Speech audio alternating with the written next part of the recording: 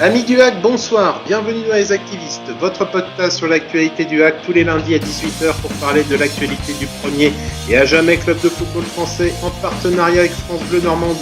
Pendant la trêve des footballeurs, les activistes ne prennent pas de repos et vous proposent un petit à côté où nous vous ferons un bilan au quart du championnat en même temps que nous ouvrirons sur le derby à venir samedi prochain. Pour nous accompagner ce soir, il supporte une équipe où tout ne tourne pas rond. Normal quand on travaille pour le Losange. Romain, cofondateur d'Actu, est avec nous. Salut Romain. Salut, bonsoir tout le monde. La légende veut qu'il soit si fort qu'il pourrait remettre Dimitri Payet en forme en 7 jours sans lui faire quitter le banc de touche. Florian est également parmi nous. Salut Florian. Salut à tous. En bon mayennais, il aime le camembert, mais étant normand, c'est plus facile à apprécier. Guillaume est avec nous pour sa grande première. Salut Guillaume. Salut à tous. Installez-vous bien et profitez de ce hors-série. Les à côté numéro 2 sont lancés et pour bien commencer, jingle bilan. Maintenant on attaque. C'est pas parce qu'on ne fait pas de festival offensif qu'on ne joue pas, au contraire on joue beaucoup. Monter en Ligue 1, y rester. Tu restes et tu travailles. Messieurs, dames, on dépense beaucoup d'argent dans ce club. Les montées ne s'achètent pas. L'objectif n'est pas de faire les playoffs, c'est pas de finir 5e, 4e ou 3e, il faut finir 1er ou 2e. Eh ben on a une bonne équipe. Eh ben on a une équipe qui peut viser les 5 premières places. Eh ben on a une équipe qui peut même viser les 2 premières places. On répète au fur et à mesure la même erreur. C'est tous les ans pareil. Faites-moi confiance. C'est compliqué. Qu'est-ce qu'il faut faire pour vraiment avoir une équipe qui gagne Ligue 2? C'est compliqué. Je sentais que ça pouvait se passer comme ça. C'est aussi simple que ça. C'est compliqué. Allez le hack et allez le Havre. Merci. En tout cas, messieurs, on ne pourra pas dire qu'on n'a pas un président et un entraîneur qui sont absolument sur la même ligne de conduite. Merci en tout cas, Romain, c'était agréable. Hein. Et n'oublions pas, le plus important, c'est de gagner les matchs, dirait Vincent Volpi. Quel est votre sentiment général, messieurs, sur ce début de saison? Bilan à mi-parcours. De l'eau tiède, du chaud, du froid. Romain, on va commencer par toi. Petit sentiment général sur ce début de saison et quelques statistiques que tu voulais nous partager. Ouais, donc je voulais vous partager quelques stats sur après 10 journées et comparer par rapport aux saisons passées. Si on regarde le rythme des points, donc avec 16 points, on peut dire que c'est autant que sur les 2 saisons précédentes après 10 journées, voire même que c'est autant que sur les 5 dernières années. À noter que seule la saison 2017-2018, on était sur un rythme de 19 points après 10 journées. Donc on n'est pas sur un gros rythme, hein. On n'est pas puisque la preuve, on n'est pas monté les autres saisons, donc on est plutôt reparti sur un rythme où on est de non montée, hein, faut le dire. Au niveau de l'attaque, on est à 9 buts après 10 journées et il faut noter que c'est le pire début de saison depuis 2007-2008. Donc ça c'est quand même un gros point faible. Avec 2 buts seulement pour les meilleurs buteurs que sont Thierry et Bentil, on pourrait battre à ce rythme le triste record de 8 buts pour le meilleur attaquant du hack sur une saison. Donc en espérant que ça n'arrivera pas et qu'on va se rattraper de ce côté-là. Et puis côté défense, on a 10 buts encaissés. Donc on est plutôt dans la moyenne des saisons passées, qui sont entre 8 et 12 buts sur les 12 dernières années. Hein. Et à noter 4 clean sheets en 10 matchs, ça c'est plutôt pas mal. Donc j'ai envie de dire un début de saison moyen. On est 7e aujourd'hui. Alors certes, encore une fois, on va le redire, la Ligue 2 c'est très serré, il suffit de faire une série et on va remonter sur le podium, donc rien n'est joué, rien n'est acquis en Ligue 2. Mais d'un autre côté, quand on regarde le rythme que je viens de donner, on n'est pas sur un gros rythme. Pour l'instant, c'est pas un rythme d'équipe qui va terminer sur le podium. C'est plutôt moyen. Moi, je suis assez déçu. Le recrutement, pour le moment, n'apporte pas l'effet désiré. Clairement, Kadewere n'a pas été remplacé, hein, pour les raisons qu'on connaît par rapport au recrutement, par rapport au fait que Boutaïb n'est pas qualifié. Est-ce qu'il le sera après le mercato d'hiver? J'espère, et j'espère qu'on pourra faire des matchs retour avec un effectif bien plus complet que ce qu'on a pu avoir depuis ce début de saison. Alors après, on subit aussi la crise du Covid. Si par chance ça peut se calmer, certainement qu'on fera de meilleurs matchs retour. Guillaume, toi, qu'est-ce que tu penses de ce début de saison du hack? Quel est ton sentiment général? Satisfait, pas satisfait? Sûrement, on peut mieux faire. Ouais, peut mieux faire. Hein. C'est très très mitigé. Hein. Le début de saison est vraiment pas terrible. Je pense qu'on est à la place qu'on mérite, voire même milieu de tableau, je pense que on le mériterait. On a vraiment très très peu de buts marqués. Comparé à l'année dernière, c'est vraiment tristoun. Après, ça s'explique aussi par, comme disait Romain, un problème au niveau du recrutement. Voilà, certains disent qu'il faut faire place aux jeunes, etc. Mais on peut pas lancer des jeunes comme ça pour espérer qu'ils nous plantent autant de buts que Tino l'année dernière. Il nous fallait recruter quelqu'un d'expérience, je pense, devant et qui pouvait encadrer tous ces jeunes et les lancer au fur et à mesure et pas tout mettre, tout miser sur eux, même si Bentil est à 2 buts. C'est plutôt encourageant, mais au niveau global, ouais, c'est tristoun.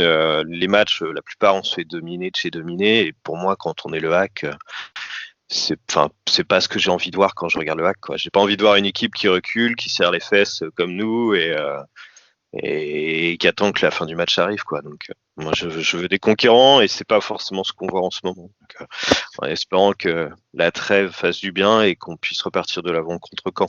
Florian, est-ce que la déception prend le pas pour toi sur le ressenti que tu as sur ces 10 premiers matchs? À vrai dire, quand la saison a commencé, quand on a regardé l'effectif, si on prend le bilan aujourd'hui, on est à 2 points de la 2e place, donc c'est pas si mauvais. Mais en termes de prestations de jeu, on s'attendait quand même à beaucoup mieux et on aurait peut-être pu espérer mieux. Après, ce que je retiens, les 3 premiers matchs, pour moi, ils ont été prometteurs. Alors certes, on perd contre 3, mais bon, on voit le déroulé du match qui fait que ça n'a pas été le cas. Et ensuite, les 2 matchs d'après qui se sont enchaînés, qui ont été pour moi, certes dans le jeu pas folichon, mais 2 bonnes victoires.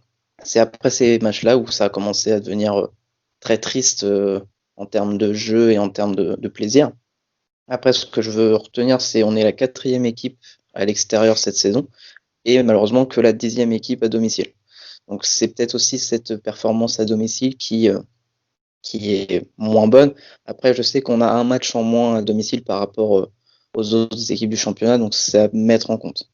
Donc pour l'instant, c'est un bilan surtout déçu en termes de jeu, en termes de points, 2 points de la 2e place, comme l'a dit Romain, une série où on peut finir 2e ou une série négative, on peut finir 15e, quoi. Moi, c'est au niveau des matchs qu'on a vus. J'aimerais revoir plus en détail avec vous les matchs d'un côté satisfaisant, de l'autre insatisfaisant. Moi, j'en vois 2 qui sont satisfaisants. 3, la victoire à Nancy et à un degré moindre Grenoble parce que ça venait après des purges importantes. 2 matchs intéressants sur 10, pour moi, c'est pas assez. On apprenne à prendre un peu plus de plaisir. Ça doit pas devenir une corvée ou une obligation de regarder le Hack. Et là, j'ai eu quand même ce sentiment ces derniers temps.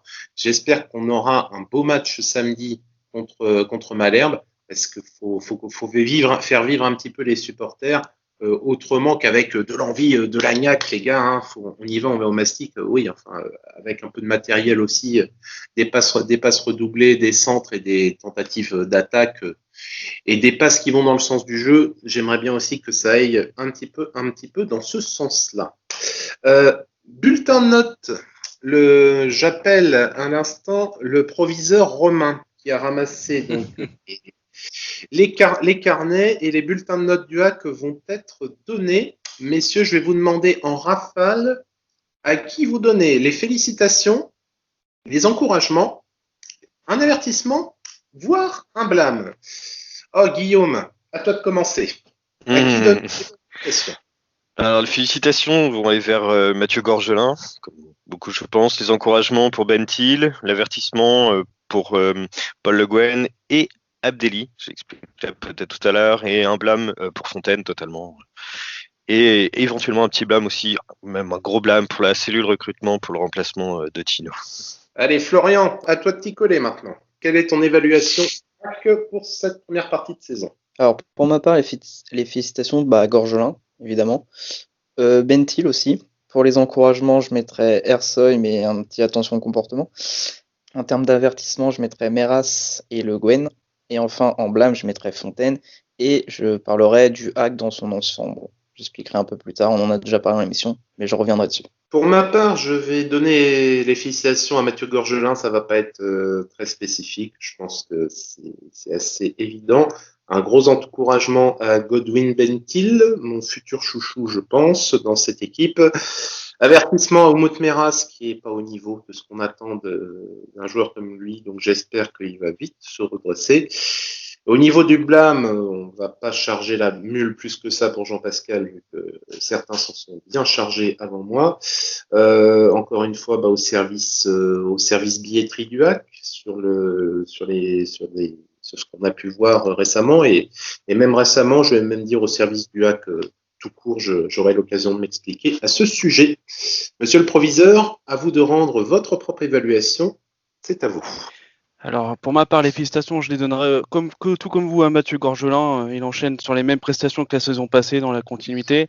Les encouragements, je les donnerai moi à Romain Basque, car il a dépanné en début de saison à plein de postes, sans broncher et en assurant. Jusqu'au dernier match où il est un peu moins là, mais je trouve que sur son début de saison, il mérite les encouragements. L'avertissement m'appelle Le Guen, parce que pour le moment, le HAC n'est pas dans les clous et n'est pas dans le bon rythme. Et le blâme, malheureusement, je le donne aussi à Jean-Pascal Fontaine. Et je pense que les raisons, j'ai pas besoin de les exprimer, mais voilà, ça fait trop, c'est beaucoup trop juste depuis plusieurs années. Voilà notre évaluation, chers auditeurs. Maintenant, le bulletin, à vous de nous le donner. Activez-vous, c'est maintenant.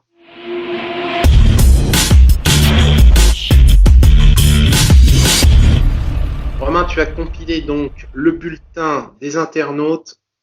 Quelle est la compilation au final qui fait et qui obtient les félicitations globales concernant nos chers amis auditeurs? Alors les followers ont été très nombreux à nous répondre. Donc pour les félicitations, c'est Mathieu Gorgelin qui le remporte largement devant ses coéquipiers. Je peux quand même citer aussi Ben Mohamed qui est souvent revenu et proposé par les followers entre félicitations et encouragements. Les encouragements sont pour Godwin Beltin qui mérite donc les encouragements selon nos followers, mais il y a aussi Cornet, Ersoy qui ont été cités. Cornet ? Ouais, Cornet pour les encouragements, ouais. Étonnant. Honnêtement étonnant. Hein. C'est après le match de Guingamp, oui, mais là, pour l'ensemble de ce qu'on a vu après, je trouve ça étonnant. Je sais pas vous, mais c'est bien payé. Alors, son début de saison était plutôt bon, hein, plutôt encourageant. Je pense que les encouragements vont là. C'est vrai que s'il se remet dedans comme en début de saison, ça peut être très intéressant. Mais c'est vrai que là, les derniers matchs étaient plutôt compliqués. Ouais. Continuons avec l'avertissement. L'avertissement est quant à lui attribué à Oumout Meras, qui devance d'un tout petit peu de voix Nolan Mbemba. Donc ça rejoint ce qu'on disait, les followers et les habitués du HAC trouvent que Oumout n'est pas à son niveau. Et le blâme pour une grande majorité de personnes, donc ils ont blâmé Jean-Pascal Fontaine. Et par contre, il y a aussi des choses qui sont ressorties comme la gestion des transferts et la politique d'accès au stade avec l'histoire des priorisations des abonnements. Il y a aussi ça qui a été blâmé par les auditeurs. C'était ce que je voulais dire moi dans mon blâme. Il y a des choses au niveau du HAC qui ont été pour le moins étonnantes. On en a suffisamment parlé dans les activistes. Ça a fait grand écho. Et ceux qui ont enregistré savent ce que je veux dire. Cette histoire de billetterie était étonnante et on a encore vu au passage, vu qu'il n'y a pas de brève, on a encore vu là cette semaine que le HAC a sorti en grande pompe un mug premium au prix absolument modique de 16 €. Bon, on en jugera ce qu'on voudra. On n'a pas décidé d'aller dans le sens contraire. Est-ce que vous avez Florian, est-ce que toi tu as une remarque que tu voudrais faire sur les résultats que Romain vient de nous donner? Je suis pas surpris, peut-être à part le Cornet. Voilà, moi je voulais juste revenir sur le blâme sur le HAC. Je parlerai que de l'aspect sportif. Enfin, c'est extra sportif mais lié au sportif. C'est la longueur qu'a mis le HAC pour recruter un attaquant, pour qu'au final cet attaquant ne joue pas pour des problèmes administratifs. C'est ridicule, c'est de l'amateurisme. Voilà, on n'ira pas plus loin. C'est ma pensée sur ce dossier de l'attaquant depuis quelques mois. Guillaume, rapidement, à la vue de ce que tu as entendu, est-ce que tu as un ajout à vouloir faire? Je suis entièrement d'accord avec Florian par rapport au recrutement de Boutaïb, c'est vraiment de l'amateurisme. Par rapport à tout ça, non, je suis plutôt d'accord avec les internautes, même sur le sujet Cornet, comme je disais tout à l'heure. J'hésitais à placer Abdelli dans les encouragements, mais je me dis ça fait tellement de temps qu'on espère qu'il explose que je l'ai mis dans l'avertissement parce que j'espère vraiment que c'est le type de joueur qui peut nous permettre d'aller plus haut et pour l'instant c'est pas le cas donc voilà, il est entre les deux, c'était plutôt mon petit avis à rajouter à tout ça.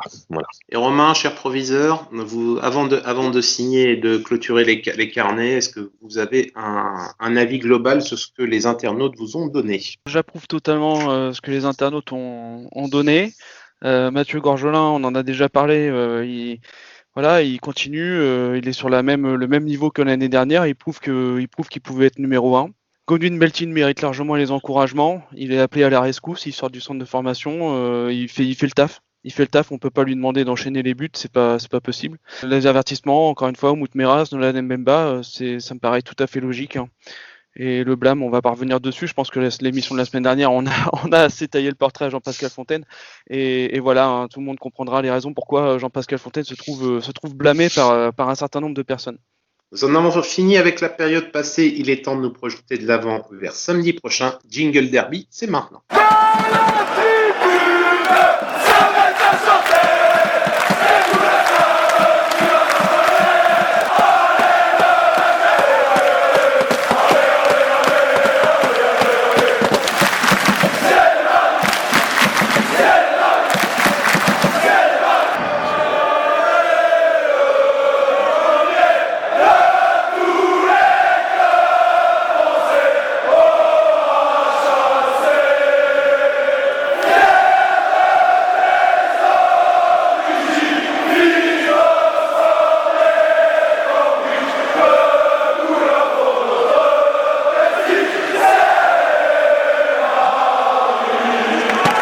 Je sais pas vous, messieurs, mais d'entendre ça, on se reprojette fin août 2020 dans une période où on se disait « Oh, tout est bleu, tout est merveilleux ».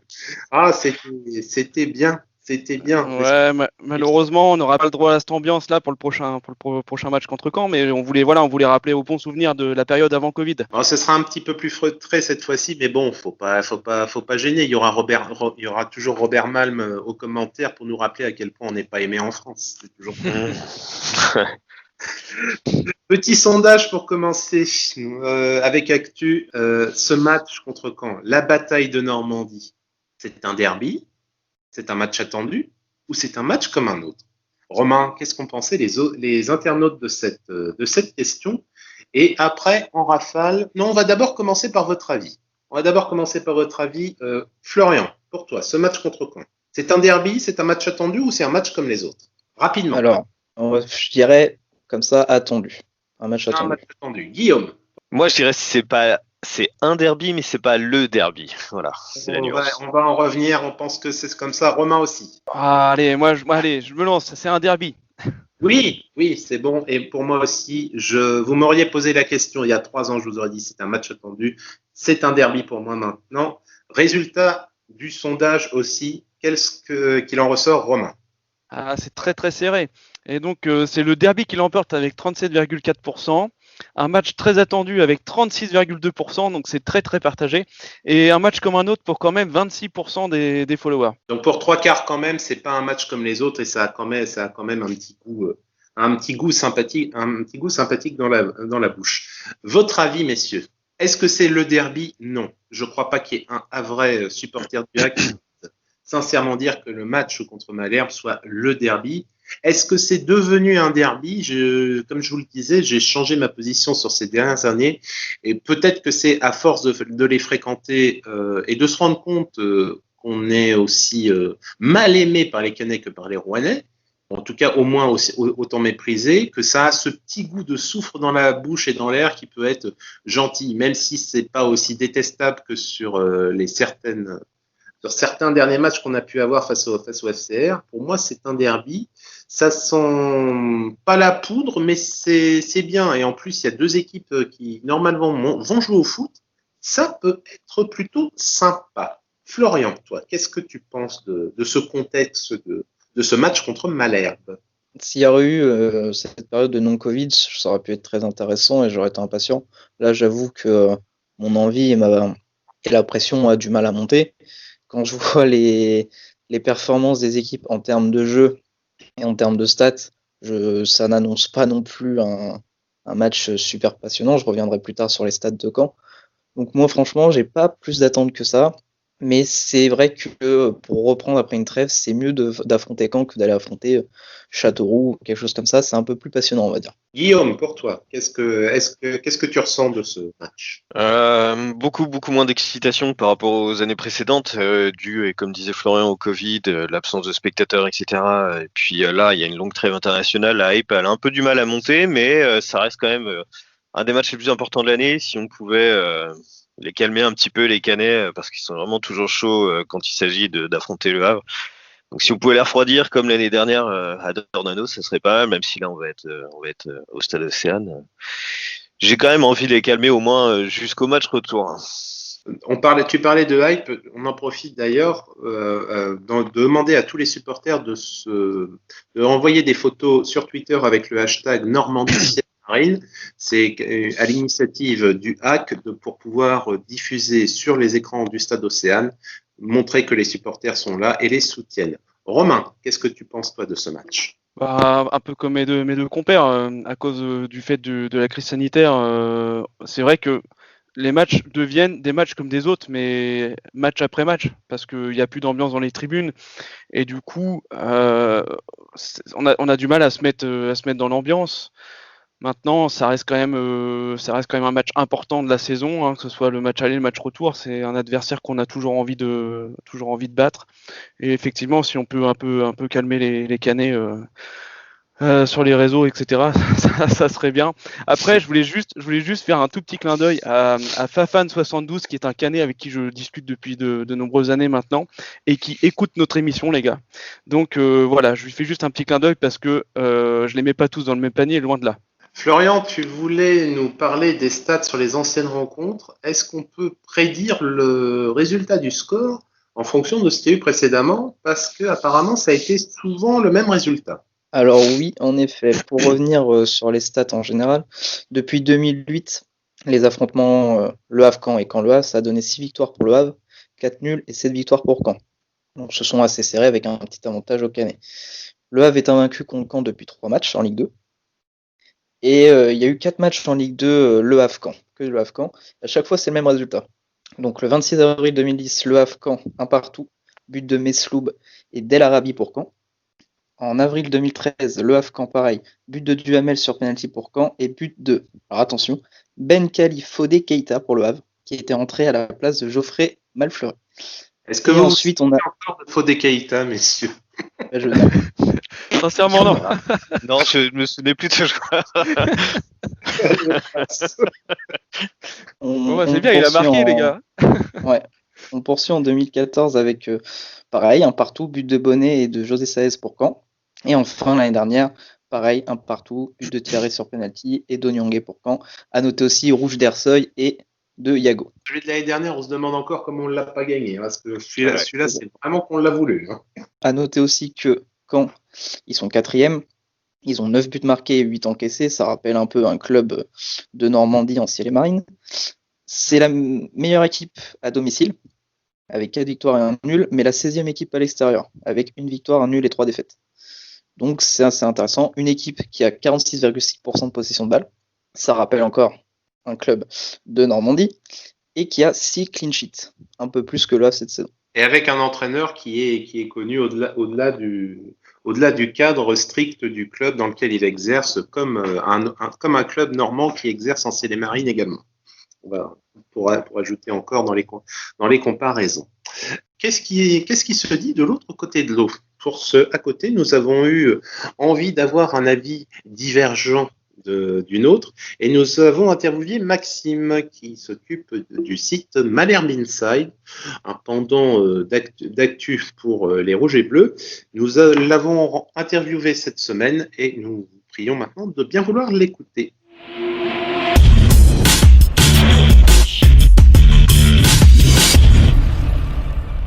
Il est expatrié comme nous, il supporte son club comme nous, mais par contre, il ne le supporte pas avec les mêmes couleurs. De l'autre côté de l'eau, il supporte les Rouges et Bleus, même si chez nous on supporte les Ciel et Marines. Nous voulions avoir le point de vue d'un malherbiste convaincu avant le derby. Maxime est avec nous. Bonjour Maxime. Bonjour Gilles, bonjour à tous. Maxime, est-ce que tu peux te présenter un petit peu? Tu es dirigeant de Malherbe Inside. Est-ce que tu peux nous expliquer un peu qu'est-ce que Malherbe Inside et expliquer un petit peu ce que vous faites vous aussi sur les réseaux sociaux? Oui, bien sûr. Alors, j'ai créé Malherbe Inside avec un associé, Simon, pas plus tard que la fin de l'été, c'était au mois d'août, dans l'objectif de faire un site voilà, pour les supporters du Stade Malherbe avec de l'info, de l'actualité, du contenu exclusif. Et l'idée aussi, c'était de faire participer largement les supporters à toute l'actualité autour du club, à travers des sondages, à travers la possibilité de donner des notes après les matchs aux joueurs, voilà, à travers un forum également. Donc voilà, tout ça c'est Malherbe Inside. Et puis c'est voilà ça part d'un projet que j'avais mûri il y a déjà quelques années, et puis qui est sorti là il y a quelques mois. Donc ça se passe très bien. Voilà, toujours dans l'idée de faire vivre ma passion autour du club et d'en faire profiter les supporters. On va attaquer un peu le dur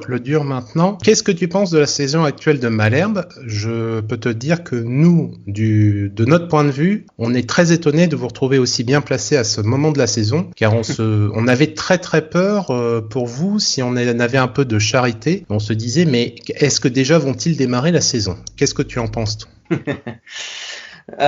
Oui, alors c'est vrai qu'on a eu une intersaison un petit peu mouvementée, on va dire. C'est vrai qu'il y a eu quelques difficultés financières à la fin du mois de juin notamment. On se demandait quel avenir allait être réservé au club. Bon, finalement tout est bien qui finit bien, j'ai envie de dire, avec l'arrivée donc de Pierre-Antoine Capton et des investisseurs américains Octree qui ont repris le club et qui ont pu apporter une manne financière suffisante voilà, pour enclencher un nouveau projet, avec également l'arrivée d'Olivier Piqueux, qui a été le gros coup réalisé par Malherbe lors de ce mercato. Donc voilà, c'est vrai qu'on a été un petit peu inquiet avant que la saison commence. Maintenant que la saison est lancée, avec l'arrivée de ce nouveau projet, on est un peu plus rassuré. Alors Malherbe reste encore assez régulier, notamment à l'extérieur, mais dans un championnat qui est assez homogène, voilà, se classe aujourd'hui 4e et reste bien positionné en tout cas pour jouer les premiers rôles aujourd'hui. Samedi prochain, il y aura donc le derby entre le HAC et Malherbe. Qu'est-ce que ce derby vaut pour les Canets? On sait que du côté du HAC, il y a une nette préférence quand même pour le derby historique avec Rouen. Mais pour quand le match contre le Havre, ça représente quoi? Ouais, bah les Havrais aiment pas trop le terme derby, mais je pense que c'est parce qu'ils le perdent souvent, mais bon. Non, bah, plus sérieusement, c'est vrai qu'on reste surtout sur alors là on va aller au Havre, mais l'année dernière une grosse déconvenue à Dornano avec un Tino Kadewere qui avait été énorme, hein, il faut le dire. Non, pour nous les Canets, c'est un match c'est pas un match comme les autres, on va pas se cacher. C'est toujours voilà, sympathique, toujours une petite émulation quand on joue le Havre, d'autant plus que cette saison on a la chance d'avoir deux équipes qui sont bien placées en haut de tableau, donc je pense qu'on va assister à un beau match. Et en parlant du match, quel va être ton pronostic à ton avis en fonction de la forme des uns et des autres? Alors le pronostic de la raison, je vais dire match nul, un partout. Allez, et puis si le cœur parle, je vais avoir une petite victoire 2-1, pourquoi pas dans les arrêts de jeu comme on en a pris l'habitude dernièrement. Je te remercie Maxime, c'était très sympa d'avoir partagé ces quelques instants avec nous. Et on peut pas te dire qu'on te souhaite la meilleure saison possible parce qu'on souhaite finir devant, mais en tout cas, si on pouvait monter tous les deux ensemble, ce serait déjà un bon début. Merci. Merci Gilles. Nous remercions Maxime de Malherbe Inside pour cette petite interview. Nous allons tranquillement aller maintenant vers le match. Il est temps de parler de cotes et de pronostics pour le match de samedi avec Florian. Qu'est-ce que tu nous conseilles de jouer, Florian? Alors pour les cotes du match, le Havre-Caen, les cotes ont été prises une semaine à l'avance, donc ça peut changer au fur et à mesure, surtout avec les infos des retours de certains joueurs. À noter que le Havre est à 2,40, le match nul est à 3 et la victoire de Caen est à 3,10. Pour ceux qui ont écouté les petites stats auparavant, si vous aimez le risque, le 1 partout, qui est une fréquence assez souvent entre le Havre et Caen, est à 4,90. Si vous pensez qu'on va bien s'ennuyer, pour ne pas dire autre chose, être plus vulgaire, le 0-0 est à 6,40. On n'a pas encore les stats et les codes buteurs. Ça sera à voir si jamais vous voulez tenter un Thierry ou un Bentil qui peut marquer contre nos amis canets. Très bien, messieurs, on va dire clairement, pronostic pour samedi à l'heure actuelle. Romain, qu'est-ce que tu penses que le résultat sera? Ah bah écoute, moi je vais écouter le professeur. On a vu les anciennes rencontres, on voit les stats, et puis vu la forme actuelle de l'équipe, et comme j'ai pas envie qu'on perde, je vais tenter le 1-1. Professeur Florian, quel est votre verdict à la vue de vos analyses? Bah, moi aussi, je partirais sur un match nul. Alors après, est-ce que ça sera un partout? Je sais pas, vu le passé, on dirait oui. Mais moi, juste pour rigoler, je sais pas dans les cotes, mais je pense qu'il y a une équipe qui va se prendre un carton rouge. Parce que les deux sont adeptes cette saison. C'est un derby pour certains, même pour les joueurs. Elle a combien la cote du tacle à la gorge de Ersoy ou de Ben Mohamed? Pas très élevé, vaut mieux mettre un match nul, je pense. Et, non, On va les deux faire. équipes sont Alors, pas tu me mal fais de un rouge, quoi. doublé avec le pétage de plomb aux conférences de presse de Pascal Duprat, s'il te plaît. Ah ouais. Donc ouais, non, je crois que c'est 3 cartons rouges pour Caen cette saison et 4 pour le Havre. Alors s'il y avait la cote qui sortait, juste pour rigoler, je mettrais un petit billet dessus quand même. Tu me diras, le drapeau de la Normandie, il est rouge, ce serait logique qu'il y en ait un au moins pour rendre hommage au drapeau régional. Hein. Ce serait pas illogique. Guillaume, pour toi, tu paries sur quoi? Je vais pas être original, hein, mais vu la forme des deux équipes, Caen qui se ramasse à l'extérieur et nous à domicile, c'est pas très très performant. Je vais partir sur un match nul, ouais, et puis en espérant des buts, donc on va dire un partout, et puis un petit coup de gueule de Pascal Duprat en petit supplément, ça serait pas mal aussi d'entendre ça, mais ouais, un partout, ouais. Et ben pour moi, je vais être original. Be-in le samedi 15h, le gros match 2-0 pour le Hack. Allez, il y en a certains qui vont peut-être se motiver parce que c'est le gros match. Ce sera toujours ça de prix en espérant que ça se réalise. Et c'est fini pour ce soir. Nous vous remercions de nous avoir suivis. Pour ne pas manquer nos prochaines émissions, abonnez-vous à notre chaîne YouTube, laissez-nous un pouce bleu, un commentaire et mettez la cloche afin d'être prévenu dès la sortie. Nous sommes également disponibles sur toutes les plateformes de podcast. Rejoignez-nous sur Twitter, @actu_fr avec le activiste au pluriel pour nous suivre, ainsi que sur notre site actu.fr pour recevoir nos alertes articles et participer au concours de pronostics. Vous pourrez nous retrouver dans les journaux matinaux de notre partenaire France Bleu Normandie chaque jour de match. Retrouvez également 100% Cinémarine du lundi au vendredi entre 18h et 18h30 avec Greg Godefroy, François Manoury et Théophile Pedrola où vous pourrez gagner des places pour les matchs du Hack au Stade Océane. Nous vous souhaitons une bonne soirée, à bientôt pour le prochain numéro des activistes et en attendant, Allez le Hack et allez le Havre. Merci.